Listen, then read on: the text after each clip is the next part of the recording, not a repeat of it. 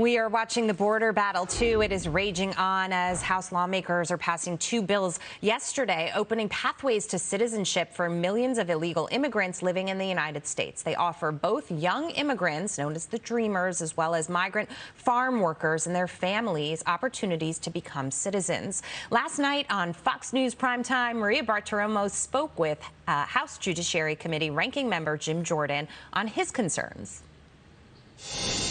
You're the ranking member on the Judiciary Committee. You've got jurisdiction over immigration law. You managed the floor debate today for two Democrat-backed amnesty bills.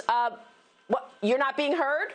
Well, no, we call them out on the floor. We have a robust debate on the floor. In fact, the one amnesty bill is so bad, it gives amnesty to 3 million illegals, and at the same time, it has taxpayer dollars used to help illegals apply through this grant program, apply for amnesty itself. So, I mean, such a deal for the taxpayer. This is coming as DHS Secretary Alejandro Mayorkas is expected to travel to the southern border in Texas today.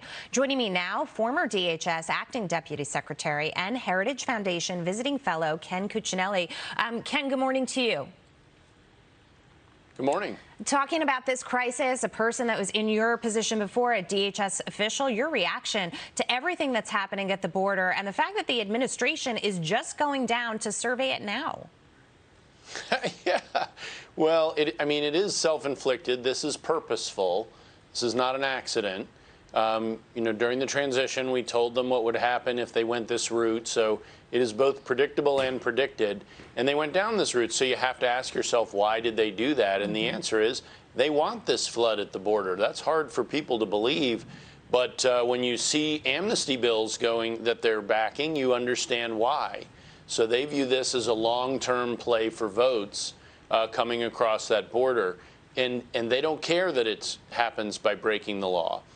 Just like their election bill opens the door to breaking the law. So it's a tragic situation. It is pathetic that the secretary is just getting down to the border now.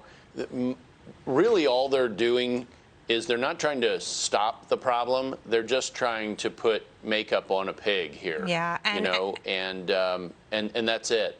And what you're saying, I mean, the first issue, of course, is immigration. With respect to the law, we have rules and regulations that are not being followed, and this is illegal. Anybody else that breaks the law is punished for it. At the same time, you're talking about this game plan, this longer-term play, and the administration is making a really interesting move here because it's overlooking, or at least turning its head to the humanitarian problems associated with this as well, to be able to further its own agenda. For hiding them.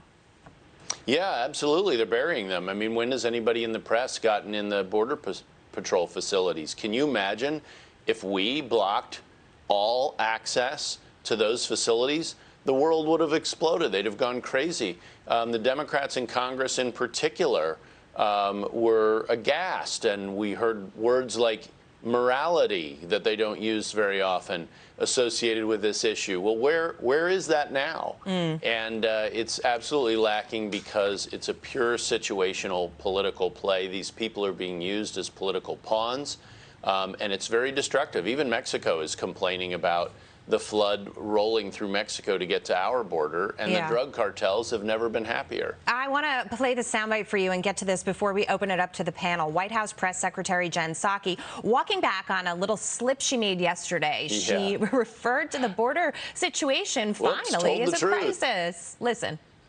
That they would be partners in dealing with the crisis on the border. You said crisis on the border. Was that a challenges on the border? Okay, but so that doesn't reflect any change in the administration's view of things. Nope. So Ken, she corrected herself with a straight face, then saying challenges. Your thoughts? Right. Well, but first of all, she's right. It doesn't change their position. Their position is they're going to avoid saying the word crisis come hell or high water. But when you have when your facilities are overwhelmed, when your Border Patrol is overwhelmed, when you're at 6 times what the Obama Secretary of Homeland Security called a crisis, 1,000 illegals crossing a day, that's a crisis 3 times over. And everybody in America knows it. The White House knows it. And again, they're just playing this rhetorical game. I do think that you all in the media should be getting press access. You should be sending your own cameras down there, and I know you all have done that in the past. America needs to see what's happening down there and contrast it, what they're saying at the White House. The two don't match. They don't match. They're not telling the truth to the American people. Liz Peek, jump in here.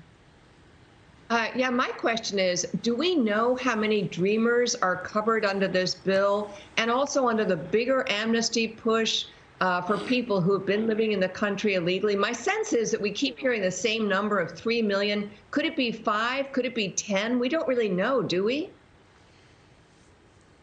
We don't really know, and that's, of course, part of the problem with the DACA bill, that if they just advanced those registered in DACA, you'd be talking about around 650,000.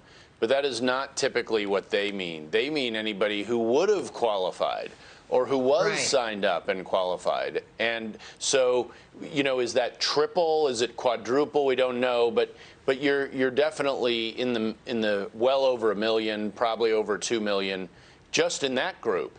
And then to your point, with the other bill, they don't know those numbers. They absolutely don't know those numbers. And given everything else we've seen from this administration, to the extent they think they know them, they'll lowball them in terms of what they tell us for the purpose of bringing in millions more. Let's go to James. Yeah, I'm wondering, we saw that moment with Jen Psaki using the crisis word. Yeah. I'm wondering how you see this playing out.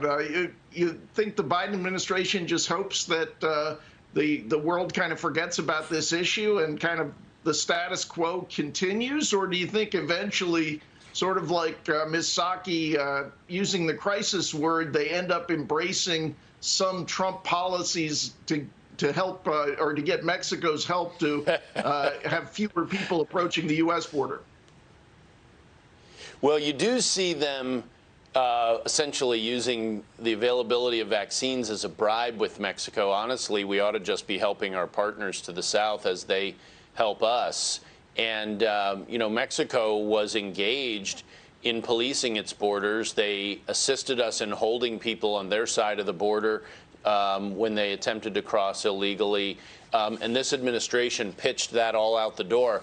Those were literally the most effective partnership execution points. Them patrolling their southern border and the Remain in Mexico program to slow down the flow of illegal immigration, because people coming up, unlike with the Biden administration, they knew they wouldn't get in. Right. So they stopped coming. And that's just not happening here. So I do think they just hope the world looks somewhere else. It's an ostrich strategy. Ken Cuccinelli, great to see you this morning. Thank you so much for your time. Have a wonderful weekend. Good to be with you all.